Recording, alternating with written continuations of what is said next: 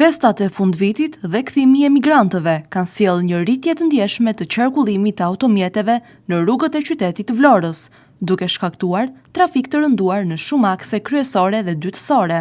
Fluksi i shtuar i mjeteve është vënë kryesisht në hyrje-dalje të qytetit, në zonat turistike, si dhe në rrugët që lidhin lagjet kryesore me qendrën. Ditët e fundit janë shënuar vonesa të konsiderueshme në qarkullim, veçanërisht gjatë orëve të pikut, ku qytetarë dhe vizitorë kanë hasur vështirësi në lëvizje. Rrugët transballkanike, Kosova, Sazani, bulevardi, zona bregdetare kanë qenë ndër më të ngarkuarat për shkak të numrit të lartë të automjeteve që hyjnë dhe dalin nga qyteti. Kthimi i emigrantëve për të festuar fundvitin pranë familjeve të tyre ka qenë një nga faktorët kryesorë që kanë ndikuar në rëndimin e trafikut.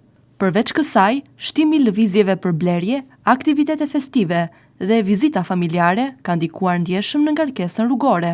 Një situatë e tillë përsëritet çdo vit gjatë kësaj periudhe, por këtë vit fluksi ka qenë edhe më i lartë. Përballë kësaj situate, Policia Rrugore e Vlorës ka hartuar dhe po zbaton një plan masash të posaçme për menaxhimin e trafikut dhe garantimin e sigurisë rrugore.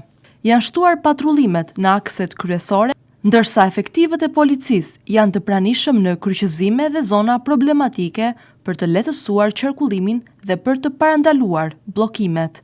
Gjithashtu, policia ka intensifikuar kontrollet ndaj drejtuesve të mjeteve për respektimin e rregullave të qarkullimit rrugor. Fokusi i veçantë i këtyre kontrolleve është parandalimi i parkimeve të gabuara te kalimi i shpejtësisë së lejuar, përdorimi i celularit gjatë drejtimit të mjetit dhe drejtimi i automjetit nën efektin e alkoolit.